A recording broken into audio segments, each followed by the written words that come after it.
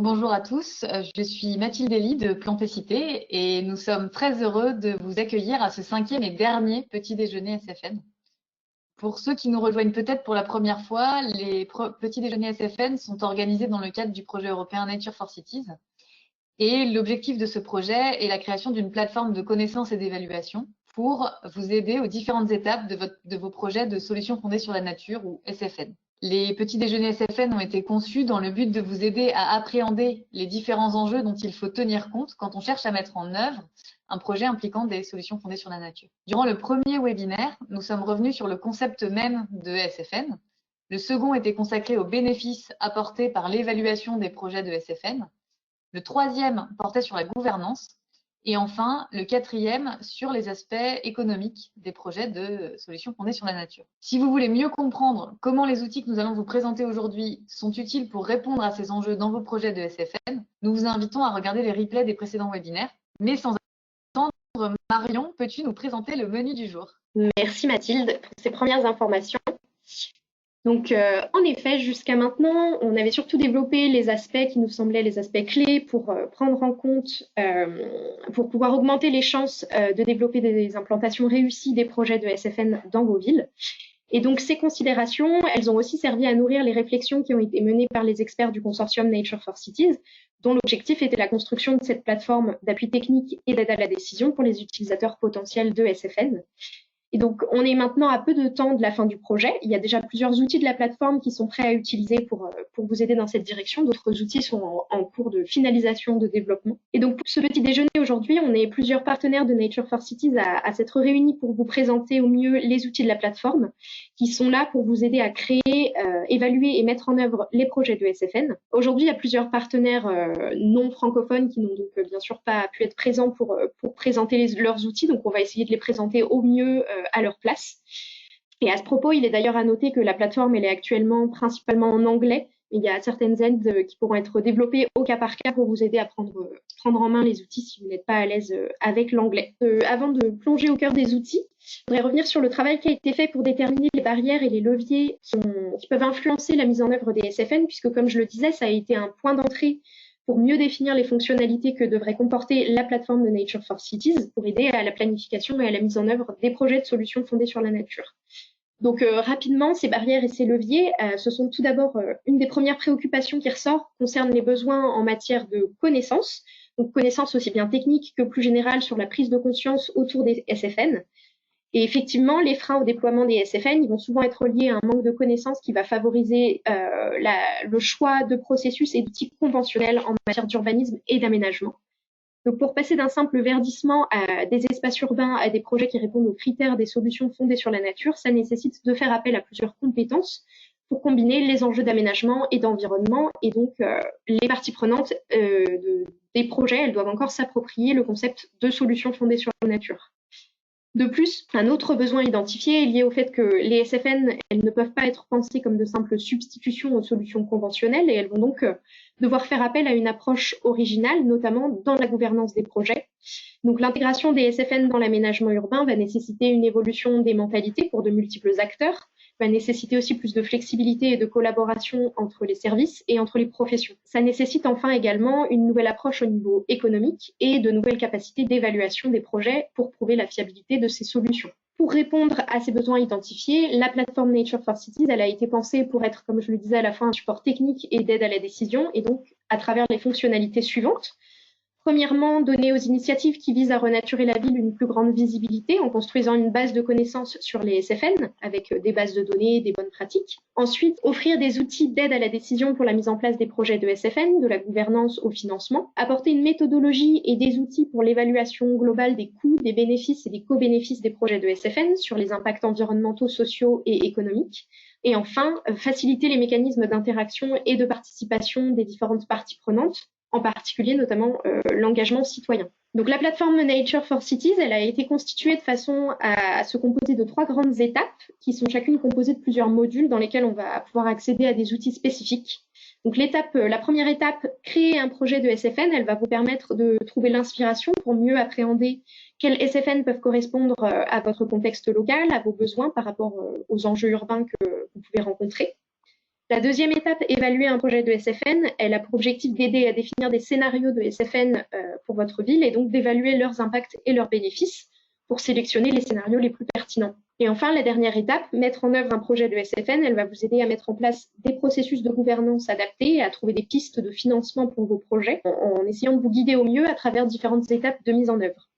Donc ces fonctionnalités, ce qui est à noter, c'est qu'elles vont être particulièrement adéquates plutôt pour orienter dans les premières phases des projets, lors de la planification, notamment de ces différents éléments de gouvernance et de financement, ce qui a pour objectif de permettre une réelle intégration des critères SFN dans toutes les phases de projet suivantes. Donc, pour rappel, la plateforme, elle n'apportera pas de solution clé en main, puisque les SFN, ce ne sont pas des solutions en kit prêt à l'emploi, mais elle pourra notamment vous guider et vous aider à vous poser les bonnes questions et à trouver les bons leviers par rapport à vos enjeux locaux et vos spécificités. Donc, on va maintenant entrer dans le cœur de la plateforme et vous faire découvrir ces 3 étapes. Donc, pendant la présentation, encore une fois, n'hésitez pas à poser vos questions dans le chat. On y répondra entre chacune des 3 grandes parties de la plateforme. Donc, Mathilde va maintenant vous présenter la première étape, créer un projet de SFN. Pour créer un projet de SFN efficace et approprié, la première étape est d'acquérir de la connaissance sur le sujet. Différents aspects de cette connaissance sont à développer à propos des SFN elles-mêmes, pour choisir celle qui correspondra le mieux à votre contexte local et à l'échelle de la problématique que vous souhaitez résoudre, mais aussi justement des connaissances sur votre contexte même. Quels sont les enjeux urbains auxquels vous cherchez à répondre? Y a-t-il des endroits dans votre ville qui nécessitent particulièrement la mise en place d'une SFN? Et quels sont vos projets existants? Y a-t-il une connectivité à créer entre ces différents projets pour les relier et combiner leurs bénéfices? Pour vous assister, Nature for Cities vous propose 3 modules. Un premier module pour découvrir les SFN, qui est aussi appelé NBS Explorer ou Explorateur de SFN, qui vous permet de naviguer dans le monde des SFN. Un deuxième module pour découvrir des projets inspirants et choisir sa SFN avec l'observatoire de projet et un outil de présélection appelé GeoCluster for NBS, pour trouver de l'inspiration à partir de projets pilotes et tester leur reproductibilité dans votre contexte. Et un troisième module pour évaluer la performance de votre ville et identifier le meilleur endroit pour mettre en place une SFN, avec 2 outils premium, Colory et Green City, qui vous aideront à réaliser le diagnostic des forces et des vulnérabilités de votre ville. Mais sans attendre, je laisse Marjorie Musi présenter l'explorateur de SFN et le GeoCluster for NBS. Bonjour, je vais dans un premier temps vous présenter le NBS Explorer ou l'explorateur de solutions fondées sur la nature. Cet outil il a été créé comme un outil très accessible, dynamique et il permet d'explorer le monde des solutions fondées sur la nature par plusieurs entrées, comme on le verra tout à l'heure dans une démonstration. Soit on rentre par les enjeux auxquels on veut répondre, soit on rentre par la typologie de solutions fondées sur la nature qui a été mise en place dans Nature for City. Il permet également d'obtenir des informations avec différents niveaux de précision. On peut aller jusqu'à obtenir les fiches sur les solutions fondées sur la nature avec beaucoup de détails sur chacune d'entre elles. Et puis, il permet aussi, pour différents enjeux, de trouver quelles pourraient être les solutions fondées sur la nature qui répondent. Mais on verra que cette fonctionnalité, elle est aussi disponible dans le GeoCluster et peut-être plus appropriée dans le GeoCluster. Cet outil, donc, il a été créé comme interactif et accessible à tous. C'était aussi une des clés d'entrée de pouvoir rendre accessibles les solutions fondées sur la nature pour tous, y compris les non-professionnels. Cet explorateur, il repose sur la typologie des solutions fondées sur la nature qui a été construite dans Nature for Cities. Nous avons construit une typologie pour pouvoir classer les solutions fondées sur la nature en fonction de leur nature même. Et nous l'avons divisée en 3 catégories. Ces 3 catégories, on les verra tout à l'heure, sont les stratégies, les actions et les formes. Après, dans ces catégories, il y a des sous-catégories. Vous pourrez les explorer vous-même. Je ne vais pas aller beaucoup plus loin dans la description de toutes ces sous-catégories. On arrive à 75 solutions qui ont été documentées, 57 très détaillées, les autres moins bien décrites. Cette typologie, elle nous permettra d'ajouter des nouvelles solutions. Si on a des propositions de solutions, et ça peut être le cas, puisqu'on a déjà eu des participants ou des personnes qui ont utilisé l'explorateur qui nous ont contactés pour proposer des nouvelles solutions. Alors, il y a une version française de l'explorateur. Si j'ai choisi un enjeu, par exemple l'économie verte, on a la description de l'enjeu et on va voir les solutions fondées sur la nature, celles qui sont éclairées, qui répondent à cet enjeu. Je vais aller en voir une pour laquelle je sais que j'ai une fiche. Donc, par exemple, je peux aller me documenter sur les vignobles urbains. Quand j'accède à la fiche du vignoble urbain, je vois quels sont les enjeux auxquels ce vignoble répond, les enjeux principaux, l'éco-bénéfice, l'échelle à laquelle il est implémenté, une description synthétique. Je peux télécharger la fiche et accéder à la fiche. De cette manière-là, on peut explorer de différentes manières, hein, soit par les enjeux, soit par l'arbre lui-même qu'on peut explorer. Là, vous voyez, dans l'arbre, j'ai l'arborescence de mes catégories, sous-catégories, types, et après jusqu'aux solutions fondées sur la nature. On peut tout aller les voir. On peut explorer ce monde. Cet outil, il faut aller le manipuler, l'explorer. Il a été fait d'une manière suffisamment ludique et graphique, justement, pour donner envie de le manipuler. Le second outil pour explorer les bases de données qui ont été créées dans Nature for Cities sur les solutions fondées sur la nature, c'est le GeoCluster for NBS. Alors, cet outil, lui, permet d'explorer deux bases de données.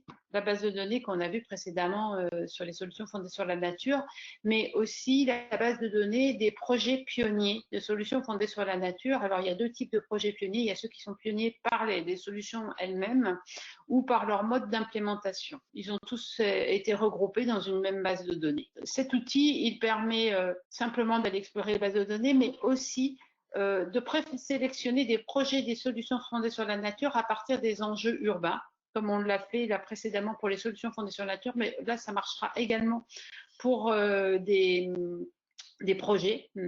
Et puis, donc, on sélectionne juste un nombre d'enjeux urbains auxquels on veut répondre, et puis une échelle de travail, et on aura cette présélection. On montrera après avec des captures d'écran. Et puis, là aussi, une autre fonctionnalité, c'est de vérifier la réplicabilité d'un projet ou d'une solution fondée sur la nature dans une ville. Le principe est assez simple, hein. On choisit, pour la présélection, on choisit des enjeux urbains et des sous-enjeux auxquels on veut répondre en les sélectionnant. À partir de là, l'outil fait la présélection des projets et des solutions fondées sur la nature qui répondent à ces enjeux et à l'échelle qu'on a sélectionnée. Et donc, on a les deux types de réponses, solutions et projets. Et puis après, on a deux processus qui permettent de vérifier la réplicabilité à une ville de ces projets ou de ces solutions fondées sur la nature qui sont adaptées, alors ce qu'on appelle le landowner, qui sont adaptés si je veux vérifier qu'un projet pourrait être répliqué ou en tout cas adapté à mon site, à ma ville, où est-ce que je vais pouvoir l'adapter. Donc après, on aura une carte, on verra plus tard. Et puis, la même chose pour les solutions fondées sur la nature. Cette solution, où est-ce que je peux l'appliquer dans ma ville? Alors voilà donc les types de résultats que l'on obtient quand on a sélectionné adaptation climatique, îlot de chaleur urbain, pollution, inondation. On va, puis l'autre enjeu, amélioration du bien-être, on va avoir un certain nombre de projets sur une carte qui vont apparaître, on va pouvoir aller les consulter. On pourra aussi télécharger leurs fiches de description ou aller voir sur la plateforme Hoopla où ils ont aussi été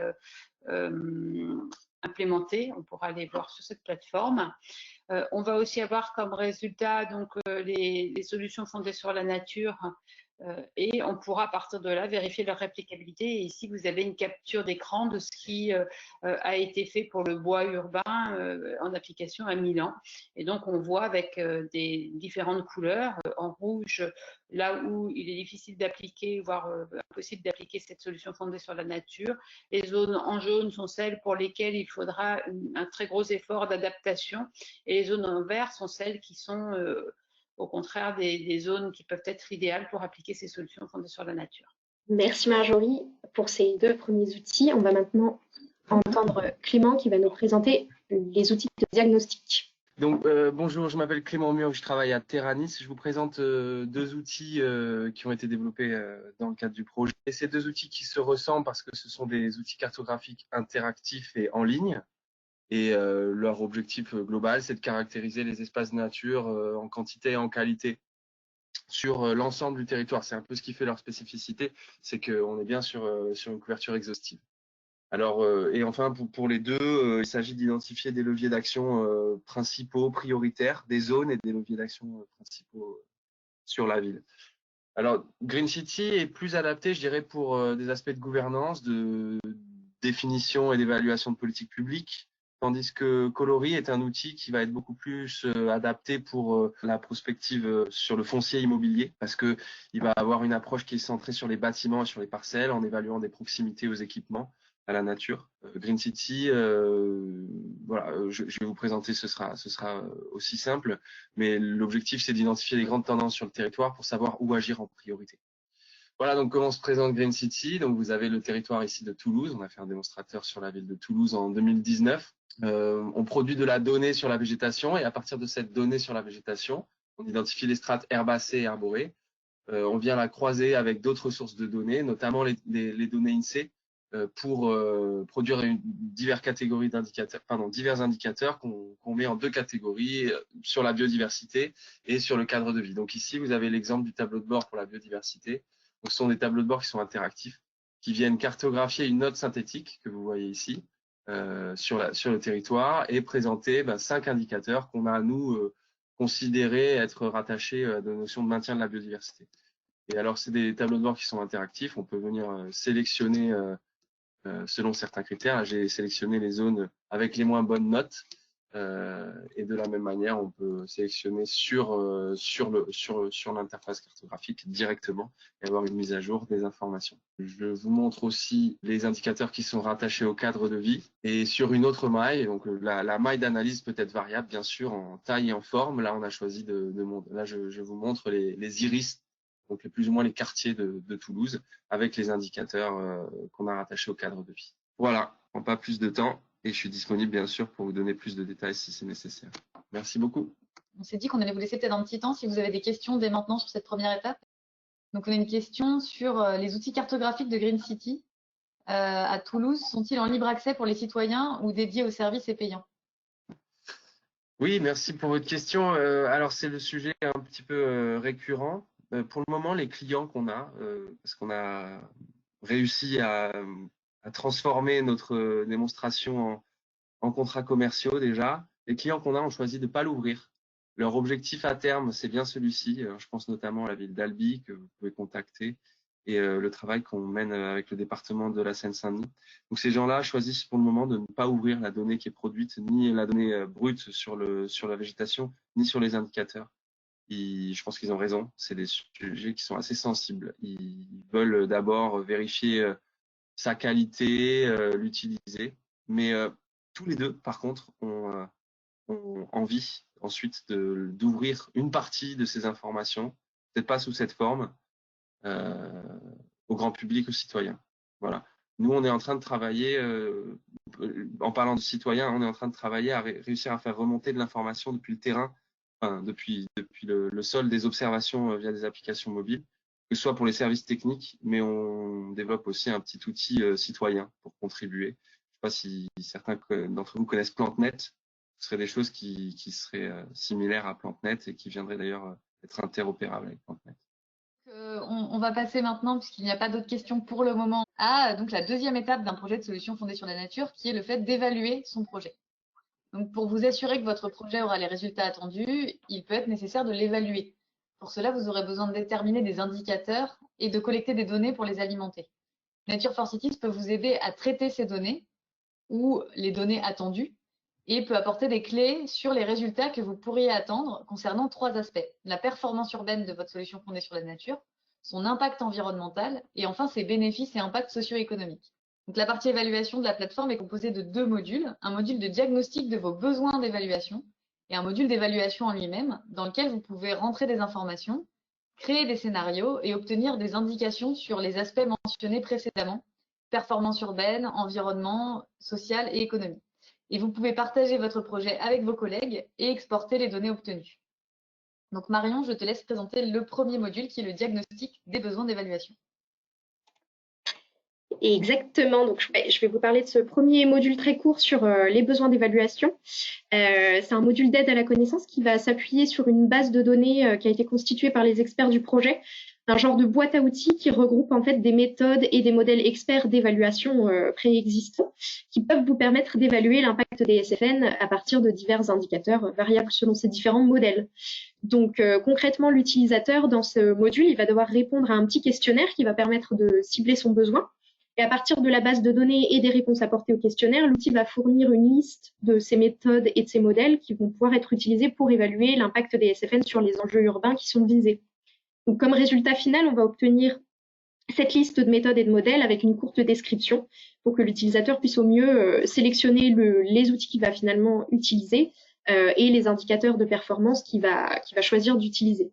Donc cette base de données, elle contient plus de 50 méthodes et modèles qui vont couvrir 6 enjeux urbains, comme vous pouvez le voir sur la slide, notamment dans les domaines du climat, de la biodiversité, etc. On va retrouver par exemple des modèles d'évaluation donc du climat, du sol, des habitats, des méthodes d'évaluation du biotope area factor, une méthode de calcul de ce qui s'appelle le Sustainable Practices Indicator, donc pour évaluer les pratiques de gestion, etc. Donc l'outil vient sélectionner parmi cette liste de méthodes. Donc pour vous montrer un tout petit peu plus en détail, voilà des éléments sur le questionnaire qui est composé en 5 parties. La première étape, elle va questionner l'utilisateur sur son besoin initial, qui peut être soit d'évaluer l'impact d'une SFN déjà déterminée pour des enjeux urbains ciblés, soit de déterminer justement les SFN qui permettent de répondre à certains enjeux urbains. Donc ça peut être soit j'ai identifié des SFN et dans ce cas, quels outils vont pouvoir m'aider à évaluer leur impact sur mes enjeux urbains, soit mon territoire fait face à des enjeux urbains donnés et dans ce cas, quels SFN peuvent y répondre et quels outils vont pouvoir me permettre d'évaluer les bénéfices recherchés. Donc les étapes suivantes, elles vont consister à sélectionner le type de SFN à évaluer, les enjeux urbains, l'échelle du projet visé, ville, quartier ou objet, et les indicateurs de performance qui vont pouvoir vous intéresser. Et donc à partir des réponses au questionnaire, il y aura donc finalement cette liste de modèles et de méthodes avec leur description et des liens vers des outils existants s'ils sont disponibles, qui vous seront fournis. Voilà pour ce petit module très rapide. On va maintenant vous présenter l'outil d'évaluation simplifié de la performance urbaine. Tout à fait. Donc, pour vous remettre un petit peu le contexte de comment ce module a été créé, en fait, les partenaires du projet ont sélectionné un panel d'indicateurs qui permettent de mesurer la performance des solutions fondées sur la nature sur chacune des problématiques urbaines qui ont été identifiées, avec une sélection des indicateurs suivant différents critères. En fait, l'idée, c'était que l'indicateur devait être simple, crédible, accepté et robuste, et donner la possibilité d'évaluer les enjeux à différentes échelles. Donc, les partenaires du projet ont aussi testé des modèles d'évaluation existants en lien avec les indicateurs sélectionnés.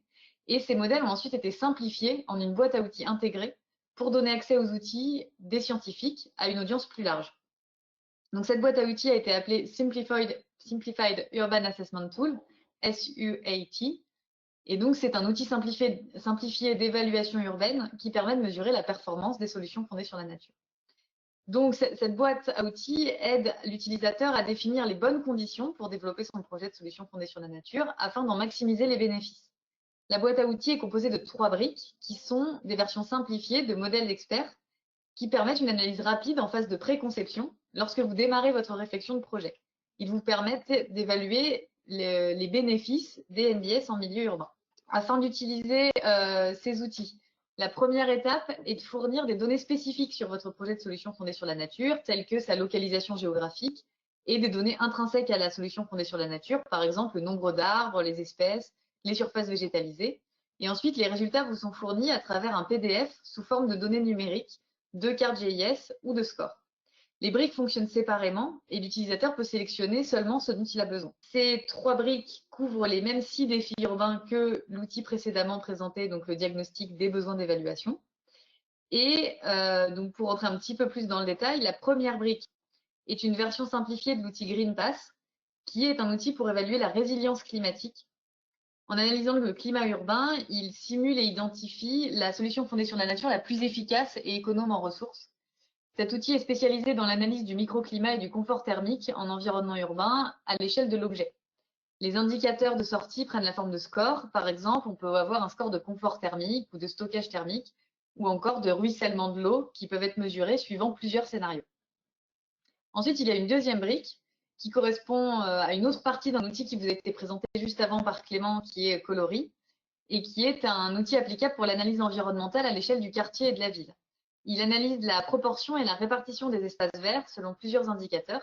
Par exemple, la connectivité des espaces verts ou leur accessibilité peut être évaluée sur un espace donné avant et après la mise en œuvre des SFN. On peut par exemple évaluer la proportion d'espaces verts, l'indice de Shannon, la connectivité des espaces verts et leur accessibilité ou encore leur spectre d'effets. Et la dernière brique, c'est l'EMBB, qui est un acronyme pour Expert Model Based Box, qui est une compilation de plusieurs modèles simplifiés provenant de modules experts.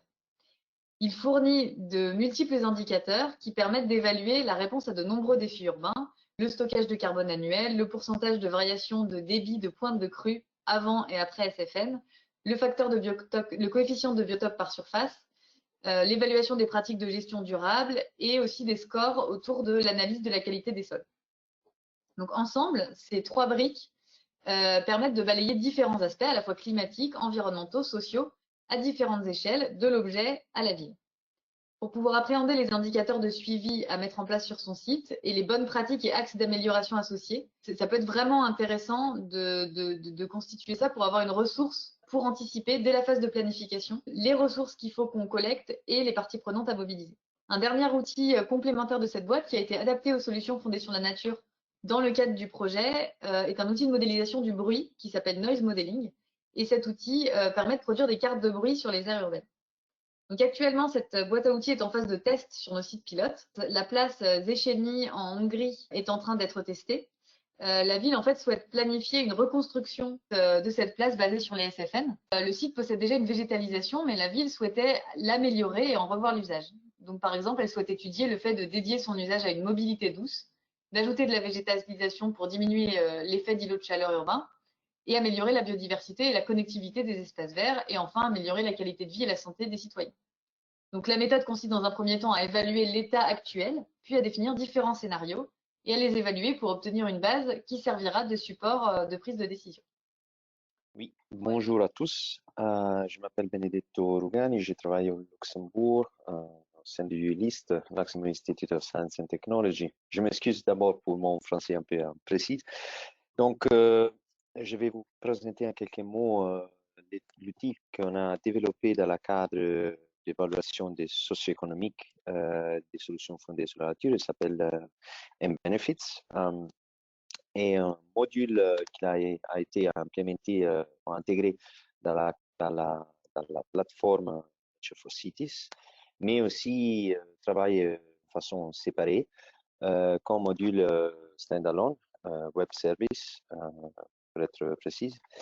Et à la base, c'est un module d'évaluation socio-économique qui regarde les services écosystémiques qui sont rendus par des solutions fondées sur la nature et aussi permettent de calculer et visualiser des impacts qui sont liés à la base des coûts et bénéfices aussi en termes des services écosystémiques, soit physiques et soit monétaires. Donc, le logiciel travaille avec une séquence des étapes. À la base, il y a une partie où l'utilisateur peut accéder au logiciel en les liant ci-dessus pour l'instant qui est pour juste un prototype démo. Et donc, il y a une première partie pour configurer le système de solutions fondées sur la nature qui va être intégré dans la ville. Après, il y a une partie de simulation, de visualisation des résultats et puis l'utilisateur peut télécharger les documents avec les résultats. Ici, quelques détails pour la page de configuration. En fait, l'utilisateur peut positionner une grille à l'échelle de la ville, une grille avec des cellules de 10 par 10 mètres. Parce que ça, c'est un peu la dimension moyenne où un espèce d'arbre peut être planté. Après, l'utilisateur peut sélectionner les types de solutions fondées sur la nature. Pour l'instant, on a développé un modèle de forêt urbaine. Et dans le futur, ça sera fait aussi un modèle de green wall, green roof. Après, il y a d'autres fonctions que l'utilisateur peut sélectionner, comme les caractéristiques de texture du sol, définir aussi des conditions physiques locales, des conditions de gestion aussi. Et après, il y a aussi l'option pour répliquer les mêmes fonctionnements, les mêmes caractéristiques sur les autres cellules. Et donc, c'est une sélection manuelle. Et après, on a aussi implémenté pour définir les taux de réduction sur les temps qui représentent la valeur du temps et de l'argent qui va être qui va évoluer dans les temps, tout lié à l'intégration des solutions fondées sur la nature. Et après, finalement, l'utilisateur peut obtenir les résultats après la simulation et les résultats sont sous forme d'évaluations physiques et monétaires. Et les physiques sont les évolutions de la provision de services écosystémiques dans les temps et par cellules sélectionnées. Après, cette valeur physique peut être traduite en façon monétaire. Et on a aussi une comparaison des coûts et des bénéfices associés à la provision de services écosystémiques, mais aussi à tous les coûts qui sont dans le cycle de vie, comptabilisés dans les cycles de vie associés à la solution fondée sur la nature. Et aussi, on peut comprendre quel est le temps après lesquels on peut obtenir des bénéfices qui vont être supérieurs à le coût. Voilà, ça c'est à la base de l'évaluation socio-économique des SFN qu'on a obtenue. Et je pense que c'est la dernière slide. Merci Benedetto. On passe au dernier module d'évaluation avec Pirène. Bonjour, je suis Pirène Larry-Lassalle de Nobatec INEF 4 et je vais vous présenter donc l'outil d'évaluation environnementale simplifié qui se compose en réalité de deux sous-outils. Donc un outil pour l'analyse des flux de matière, donc Material Flow Analysis en anglais, qui est un acronyme souvent repris même en français, et puis l'outil d'analyse de cycle de vie, ACV, simplifié. Donc ces deux outils ont été développés à la fois par Nobatec INEF 4, mais également par Ekudengue. Ces deux méthodes ont la particularité de considérer l'ensemble du cycle de vie de la SFN, comme d'ailleurs l'outil présenté par Benedetto. Donc on dit du berceau à la tombe, donc de la production qui inclut toutes les matières premières des différents composants du mur végétalisé, jusqu'à la fin de vie du système. L'intérêt de cet outil, les intérêts sont multiples. Donc le premier, c'est de calculer donc des KPI basés sur des flux de matière et d'énergie. On peut aussi comparer plusieurs SFN entre elles, ou alors des SFN avec des solutions plus classiques, des solutions grises. On peut aussi identifier en fait ce qu'on appelle les hotspots, les hotspots environnementaux, qui sont les principaux contributeurs aux impacts, pour savoir où mettre les efforts pour améliorer la conception d'une SFN. Et enfin, ça permet d'avoir vraiment une évaluation complète de son système, puisque dans d'autres outils de Nature for Cities, on va évaluer des bénéfices urbains. Et là, on va pouvoir les pondérer aussi avec les charges environnementales des systèmes pour avoir une vision vraiment complète du produit. Cet outil simplifié, il est gratuit dans la plateforme Nature for Cities. Le principe, en fait, c'est que l'outil d'évaluation environnementale a une modélisation déjà préconfigurée qui a l'avantage de permettre en fait à des utilisateurs qui ont une connaissance assez réduite en ACV et de pouvoir l'utiliser et surtout d'avoir une analyse beaucoup plus rapide. Donc en entrée, on a besoin seulement une vingtaine de paramètres qui ont été sélectionnés en fait en fonction de leur forte influence sur les résultats. Donc on a fait un pré-screening, on a vu que c'était des paramètres importants et c'est seulement cela qu'on va demander à l'utilisateur de renseigner. Donc il va y avoir par exemple la surface de la SFN, sa durée de vie, son emplacement, le type de bâtiment si c'est une SFN qui se met sur un bâtiment, toutes les masses des matériaux, les volumes d'eau par exemple pour l'irrigation, nombre de plantes, l'électricité consommée, etc. Là, vous pouvez voir donc sur la droite, on voit pas très bien, mais c'est un exemple de ce qui est demandé à l'utilisateur dans l'outil simplifié. Il faut savoir que des valeurs par défaut sont fournies pour tous les paramètres d'entrée qui sont requis. Et puis, bien sûr, l'utilisateur peut modifier ces paramètres pour son propre projet de SFN. Et puis, tous les paramètres qui ont une influence limitée, eux, sont directement fixés et intégrés dans la modélisation en arrière-plan. Ils ne peuvent pas être modifiés par l'utilisateur. C'est pour ça que c'est un outil simplifié. Les types de résultats qu'on peut obtenir avec ces outils. Donc, avec l'outil d'analyse de flux, on peut voir, par exemple, là, dans le camembert, que la plus grande partie des matières premières consommées pendant le cycle de vie de la SFN est organique. Donc, on a vraiment une analyse au niveau des flux. On peut aussi voir que le mur végétal est une meilleure option en termes de consommation d'énergie du bâtiment par rapport au scénario de référence ou par rapport aux solutions grises équivalentes. Pour la partie ACV, donc plutôt sur la droite de la slide, on présente généralement les résultats sous forme de graphiques à barres empilées. Donc là, on peut voir sur les 3 dommages qui nous intéressent, donc la santé humaine, la qualité des écosystèmes et puis les ressources, l'épuisement des ressources. On peut voir que les principaux impacts viennent de la production du mur végétalisé, donc c'est la partie en bleu ciel, et en particulier de l'extraction et du procédé de mise en forme de l'aluminium en fait, qui est utilisé pour le système de plantation et pour le système de montage. Donc système de plantation en bleu ciel et puis pour le montage en jaune. Donc, vous voyez que ça représente vraiment la majorité des impacts. Et une fois qu'on sait que les principaux impacts viennent de là, en fait, ça nous donne la clé pour pouvoir chercher des solutions pour rendre la SFN plus respectueuse de l'environnement dans sa conception. Voilà, il y a beaucoup d'autres indicateurs, je ne les ai pas tous présentés, mais c'est pour vous donner le type de réponse qu'on peut obtenir avec ces outils. Merci. La dernière partie à anticiper dans vos projets est la façon dont vous allez construire votre modèle de gouvernance et de financement.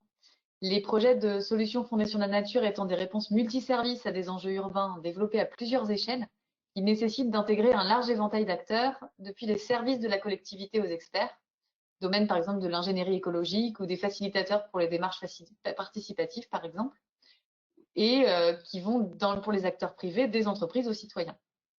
Les solutions fondées sur la nature ont une performance significative à long terme et peuvent bénéficier de cofinancement, ce qui peut faire pencher la balance en leur faveur comparé aux solutions grises. Nature for Cities a créé des bases de données, des guides et des outils spécifiques pour vous aider sur tous ces aspects. Il y a 3 modules, encore une fois, dans cette dernière partie de la plateforme. Le premier module rassemble un panel de connaissances sur les modèles de gouvernance et de financement pour implanter au mieux les solutions fondées sur la nature, avec un step-by-step guide, un guide pas à pas, un manuel appelé Handbook et une base de données de projets inspirants. Le deuxième module vous aide à créer votre modèle de gouvernance et votre modèle de financement selon les spécifications de votre projet et sélectionne pour vous des projets similaires dans la base de données précédemment citée.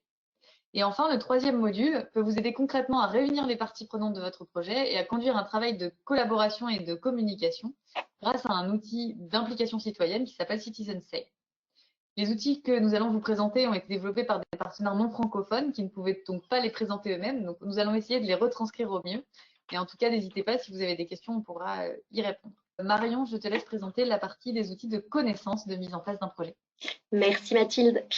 Donc effectivement, comme disait Mathilde, ce sont des partenaires non francophones, donc on va essayer de retranscrire ça au mieux. Et donc pour cette première partie, c'est en grande partie notre partenaire Duneworks aux Pays-Bas qui a travaillé sur les guides que je vais vous présenter.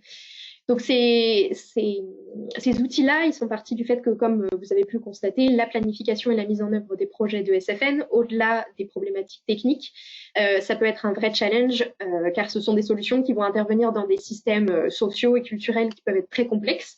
Et donc, appréhender les domaines d'expertise variés auxquels ces solutions vont faire appel, savoir comment regrouper ces domaines, comment organiser le projet, etc., ça va nécessiter un savoir-faire pour la mise en œuvre de tous ces aspects, donc notamment en particulier au niveau de la gouvernance et du financement. Donc, c'est pour répondre à toutes ces problématiques qu'ont été développés le Handbook de Nature for Cities, un guide sur les modèles de mise en œuvre, ainsi qu'une base de données qui donne accès à des cas pratiques de modèles de mise en œuvre supplémentaires, et enfin le Step-by-Step Guide, qui est un guide pas à pas pour favoriser la co-création pour des projets plus inclusifs. Pour vous détailler un peu, premièrement, le Handbook, c'est donc un guide qui présente un ensemble de cas pratiques de projets de SFN en majorité européens qui ont été analysés du point de vue de leur gouvernance et de leur financement. Donc, vous y trouverez différents contextes de projets avec des projets entièrement menés par la sphère publique, des projets menés en co-construction, mais aussi des initiatives privées qui vont pouvoir vous inspirer sur la multiplicité des façons de mettre en œuvre des SFN dans vos différents contextes et vos différentes contraintes. Ce handbook, il est particulièrement adéquat donc pour ceux qui travaillent sur la gouvernance et la coordination des projets de SFN, puisque en plus des cas pratiques, il va présenter aussi une sélection d'outils qui vont être particulièrement utiles pour les premières étapes de planification des projets de SFN, et il va présenter des points clés pour le renforcement de toutes ces capacités.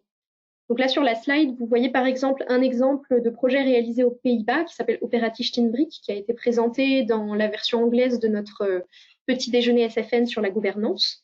Donc, c'était une initiative locale qui s'est focalisée sur des initiatives bottom-up dans lesquelles les propriétaires d'un quartier ont été incités à désimperméabiliser leur jardin et à planter à la place. Cet exemple-là, il est inspirant du point de vue de la gouvernance puisque c'était une approche très inclusive et facilement réplicable à d'autres endroits, même si c'était une approche très locale, puisque ce concept s'est propagé dans de nombreuses autres municipalités dans les Pays-Bas. Donc cet exemple, il peut aussi être retrouvé dans la base de données des modèles de mise en œuvre, qui peut apporter des exemples et des sources d'inspiration supplémentaires. Et enfin, le step-by-step guide, donc il va vous présenter les étapes pas à pas pour réaliser un projet en coproduction ou en co-création, donc c'est-à-dire avec une implication forte de multiples parties prenantes, et notamment de la sphère civile.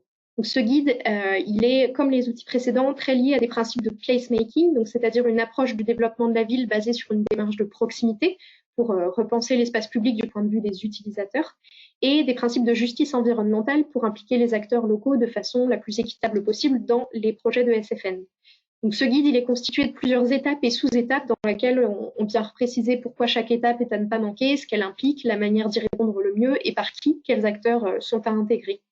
L'objectif, c'est de vous aider à créer un cadre pour pouvoir faciliter des choses comme le dialogue, la négociation, l'apprentissage des parties prenantes durant la planification de votre projet de SFN. Donc voilà pour ce premier module. Merci Marion. Donc maintenant, on passe au deuxième module qui aide à trouver le modèle de gouvernance et de financement adapté à son projet. Donc cet outil de présélection d'un modèle de mise en œuvre des SFN a été développé par notre partenaire du projet Nature for Cities, Tecnalia, qui est espagnol. Il s'agit d'un outil qui a pour objectif de vous aider à trouver le modèle de mise en œuvre le plus approprié pour votre projet de solution fondée sur la nature, en combinant les modèles de gouvernance et de financement et les modèles d'affaires. L'utilisateur entre des informations sur son projet et l'outil filtre des modèles de gouvernance et de financement qui peuvent être pertinents pour répondre aux besoins du projet. L'utilisateur peut alors naviguer parmi les modèles pour en savoir plus et découvrir des projets existants ayant les mêmes modèles de gouvernance et de financement depuis la base de données des modèles de mise en œuvre. Enfin, l'outil vous apporte des bases pour la conception de votre modèle d'affaires ou business model à l'aide d'un canevas spécifique à remplir. Les développeurs de l'outil ont réalisé une courte vidéo pour vous donner un aperçu de son fonctionnement. Juste avant de lancer la vidéo, voici une petite vue d'ensemble de l'outil qui se compose de 5 écrans successifs que nous allons voir tout de suite. Vous pouvez accéder à l'outil depuis la page d'accueil de la plateforme Nature for Cities. La page d'accueil de l'outil vous donne des informations utiles pour comprendre son principe de fonctionnement. Vous allez ensuite avoir accès à une page qui vous demande de définir certains paramètres de votre projet de SFN pour définir le quoi, le qui et le comment. Dans le quoi, vous définissez le type de NBS, qui est propriétaire de l'espace où le projet va se développer et l'échelle à laquelle le projet se développe.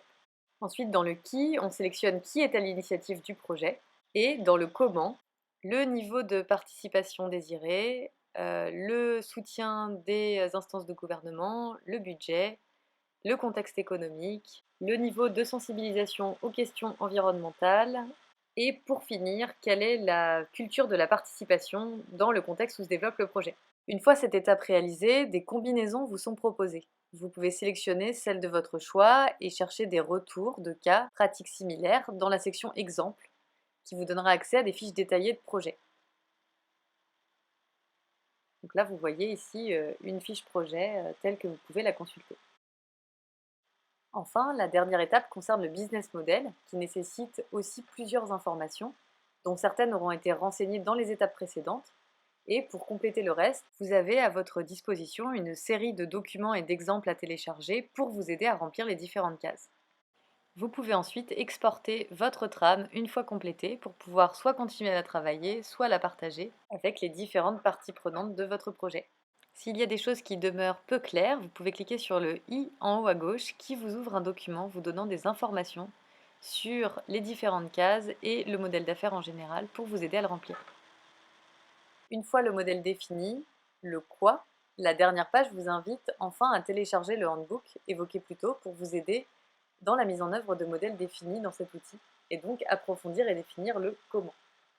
Voilà, c'est tout pour cet outil qu'on vous invite chaudement à aller tester sur la plateforme. Il y est accessible gratuitement. Du coup, je vais vous présenter le dernier outil du dernier module, qui est l'outil CitizenSay. C'est un outil qui a été créé par notre partenaire Innova Integra au Royaume-Uni. Et donc, c'est un outil qui est dédié à la collaboration avec les citoyens et d'autres parties prenantes dans les projets de SFN. Donc, un outil de collaboration en ligne qui va proposer plusieurs outils et plusieurs méthodes pour permettre un travail collectif, donc le tout dans un système intégré, dans un même outil. L'objectif de Citizen Say, c'est de permettre aux porteurs de projets de pouvoir impliquer ensemble les citoyens et d'autres parties prenantes durant les étapes de définition, de planification, d'exécution et aussi de suivi des projets de SFN.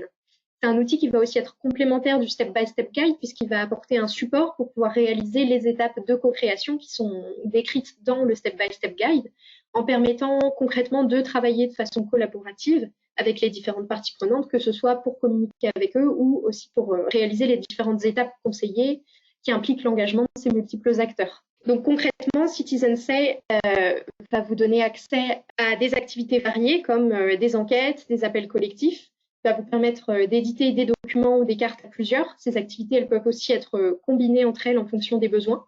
Et donc, vous pouvez inviter plusieurs participants à les réaliser sur ces outils. Donc, c'est aussi un outil de gestion où vous allez aussi pouvoir programmer vos activités, les coordonner, les gérer via des envois de rappels, ce genre de choses. Vous pouvez d'ailleurs télécharger des modèles qui vont vous aider à organiser vos séquences de travail, par exemple via des étapes du Step-by-Step Guide prédéfinies. Et enfin, Citizen Say va vous permettre de créer, d'organiser, de suivre et d'analyser les résultats de vos activités. Donc, vous pourrez avoir une vue d'ensemble sur une même interface et exporter vos résultats pour pouvoir, par exemple, suivre vos données analytiques, le taux de participation à vos activités, etc. Voilà, c'est une présentation très rapide d'un petit outil qui a pour objectif de vous faciliter la collaboration avec les différentes parties prenantes et de faciliter aussi l'engagement des citoyens. Donc, on a une question. Y a-t-il une suite à ce projet qui va assurer l'actualisation des données, la maintenance de la plateforme? Donc, on a des réunions qui sont prévues pour parler de ça. En fait, le projet se termine fin avril et la plateforme va être pour une grande partie encore en version bêta. Et donc, en fait, chaque partenaire il y a certains outils qui sont développés par des partenaires en particulier, dont les partenaires qui les ont développés continueront à travailler sur l'outil. On peut penser par exemple à l'outil de Novatech sur l'analyse de cycle de vie ou l'outil de LIST sur l'évaluation socio-économique qui vont continuer à être développés dans le cadre d'autres projets. Ça fait partie des dernières discussions du projet de savoir comment est-ce qu'on va faire vivre en fait cette plateforme après la fin du projet en fonction des différents outils, puisque comme vous l'avez vu, il y en a vraiment beaucoup. Et donc les évolutions seront différentes pour chaque outil. Sinon, on a une autre question qui est la plateforme propose certains outils en français, d'autres en anglais et est accessible gratuitement, sauf pour certains modules. Est-ce bien cela? Donc oui, c'est à peu près ça. En fait, on a une série d'outils, de guides qui sont accessibles librement et gratuitement. Et il y a un certain nombre d'outils qui sont un petit peu en freemium avec des outils qui sont simplifiés, qui sont accessibles sur la plateforme et des outils un peu plus experts auxquels on peut accéder grâce à une prestation payante. Voilà, j'espère que ça répond à la question. On est encore en train de finaliser le business model final de la plateforme pour pouvoir justement gérer sa mise à jour par la suite et pouvoir entretenir les données des différents outils. Mais tout ce qui est accessible aujourd'hui restera accessible gratuitement par la suite. Et si, pour le fait qu'il y ait des choses en français et en anglais, on a essayé au maximum de traduire les outils et les guides autant qu'on l'a pu, mais c'était pas toujours possible. Donc, effectivement, on a fait le maximum pour avoir des supports en français, dont d'ailleurs ces petits déjeuners SFN qu'on a souhaité avoir en français pour pouvoir vous transmettre des informations en langue nationale aussi, ce qui est parfois plus facile à comprendre et à appréhender. Et en tout cas, on remercie chaleureusement tous les intervenants de ce jour pour la présentation des outils. On espère que ce dernier petit déjeuner vous a plu. Si vous voulez revenir, comme disait Marion au début de ce petit déjeuner, sur les enjeux qui sont liés en fait au développement de ces différents outils et pourquoi c'est intéressant de les utiliser, vous avez les 4 premiers petits déjeuners SFN qui vous représentent les enjeux. Voilà, mais en tout cas, merci beaucoup à ceux qui ont été assidus et nous ont suivis sur toute la session des petits déjeuners. Merci aux partenaires du projet Nature for Cities qui ont été mobilisés pendant de nombreux mois pour vous proposer ce programme de petits déjeuners. Et en tout cas, on vous souhaite une bonne journée et on espère que vous serez nombreux à utiliser les outils de la plateforme.